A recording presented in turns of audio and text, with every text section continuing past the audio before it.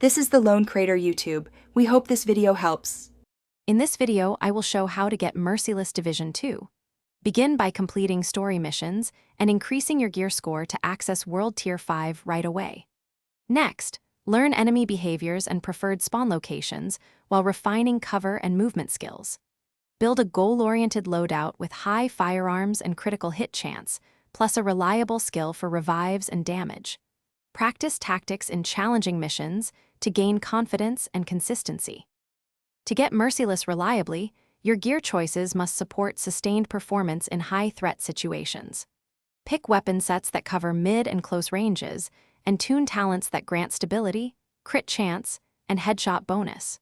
Use armor mods that reduce incoming damage and improve skill cooldowns so you can stay in fights longer. Balance offense and survivability with ammo efficiency and a strong secondary weapon for emergencies. If you are finding this guide helpful, please subscribe and like. It really supports future content. Quick recommendation: life is too short for a stinky car. Grab Little Tree's Black Ice to keep your commute smelling great and your focus sharp during raids.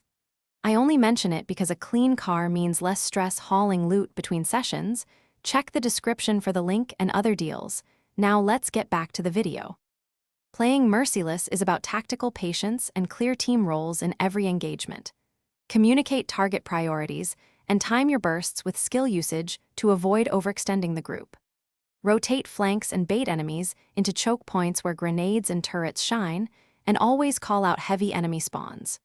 Between fights, resupply and recalibrate your mods to match the upcoming enemy archetypes for a smoother run. Thanks for watching. Consider subscribing if we helped you.